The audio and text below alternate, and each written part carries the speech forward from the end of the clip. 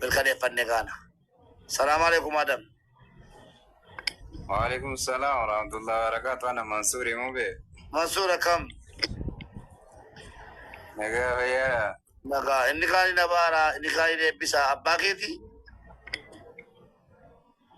أبا هوتي يعني المساسة دفع. ما شاء الله تبارك الله.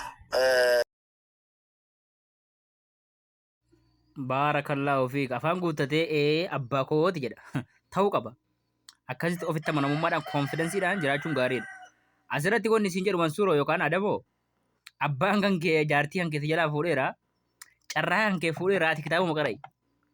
Ati kitaabuma qara'iti da'awaa godhi bakka. Abbaa kan kee carraa kan kee jiraatanii jiran dhugaa sitti maan. Fuudhanii jiran bakka namatti silaa fuutu fireendii kan keetti jalaa fuudhanii jiran. Intalti sirraa taati malee isarraa hin taatu. Isaan irraa hin taatu dhiifama naa godhaa. Karaa jimmaa kanatti yoo dubbatan nama guddaa akkasiitiin isaan jedhama malee isin jedhamu of kolchaa. Rana umraadhaaf kaabaa turanii Ramadaan achitti baasanii dhufanii yeroo Ramadaan baasan Finfinnee wajjin turree ishee yaadamis namni baay'een nu bira jiranii.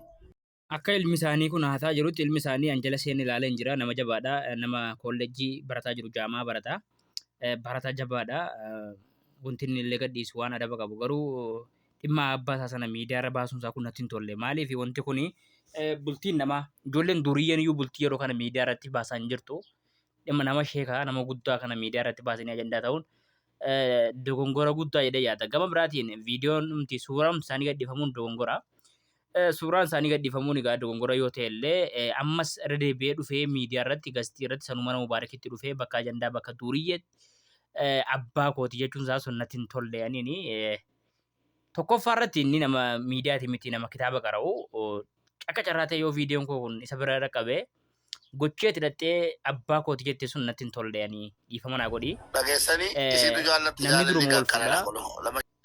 Nama guddaanis xiqqaanis wal fuuchuun waan haaraa miti. Dheen gadda amma fakkeenyaaf shamarree guddoon umriin hanga isa gurbaadhaaf gurbaan sun isiidhaaf ilma ta'u roozaadhaaf kadir wal fuudhanii jiran. Akkasuma biyyoota keenya hedduutti keessatti wanta akkasiin yeroo tokko tokko ni mul'ata. Shamarree guddoonis dhiira xiqqaatti ni heerumti. Akkasumas shamarree xiqqoonis dhiira guddaatti ni heerumti. Garuu miidiyaarra baasuun kun maa barbaachise? Fakkeenyaaf hamilee shamarranii cabsuu danda'a.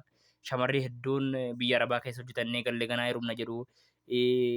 Amma fakkeenyaaf wanti dogongora guddaa isin ta'u as keessatti shamarroonni keenya dhiirri rakasee yookaan shamarri rakasteef miti kan isin nama guddaan fi namni xiqqaan wal fuudhu. Maaliif hireedha qooda rabbiiti.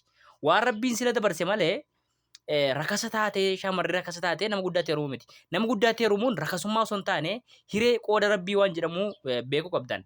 Ammoo paabliik irratti baasanii dubbachuun sanuu nama amantiiti. Gurbaanis nama kitaaba qara'u, isheenis nama deemee daawaa godhu jedhanii, nama du'aayii godhu jedhanii daawoota. Dhufanii miidiyaa irratti dubbachuun kun natti hin tolle akka nama tokkootti akka nama dhuunfaatti shamarreen biroollee waan kana irratti dubbatanii jiran. Dubbii isaanii keessatti isaan immoo fuudhuma akkasii kana fuudha mashaqqaa jedhan.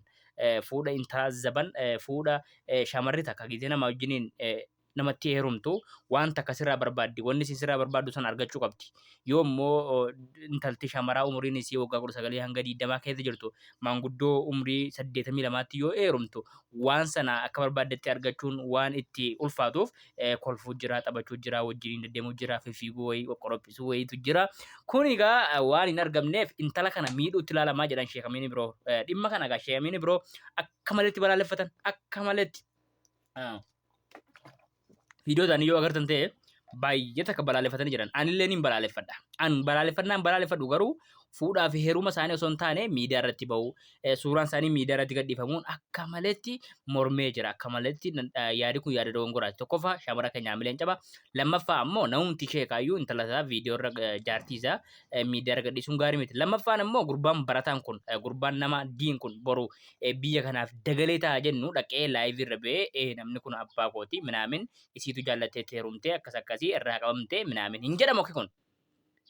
Bakka wal jaallatanii hiree tokko rabbii ta'e wal fuudhan kun waan haaraa miti.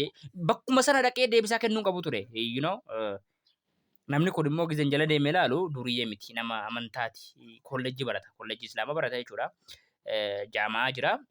asirratti bakka tana dhattee deebisaa kennuun dhimma abbaa keetii dhuftee duuriyyaa wajjiniin miidiyaa irratti dubbachuun kun dogongoraa deemi abbaa keessanaa dhiifama gaafadhu waan kanagaa ergi fiddanii nuti irraa dubbanne irraa dubbachuu hin barbaanne nuuf qolcha warroonni hanga dhuma sagantaa kanaatti nu hordoftan subscribe nu godha share illee nu godha gama biraatiin laayikii xiqqoo irraanfatinaa komentii yaada keessan barreessa as keessatti wanni isin hubachuu qabdan shaamarree keenya keessattuu wanni kun shaamarrii rakastee nama guddaatti heerumuun rakkasummaa shaamaraa hin mirkaneessu. Kun maal mirkaneessa? Hiree qooda rabbii waan rabbii sila walitti dabarsee ta'uu mirkaneessa. Let's go.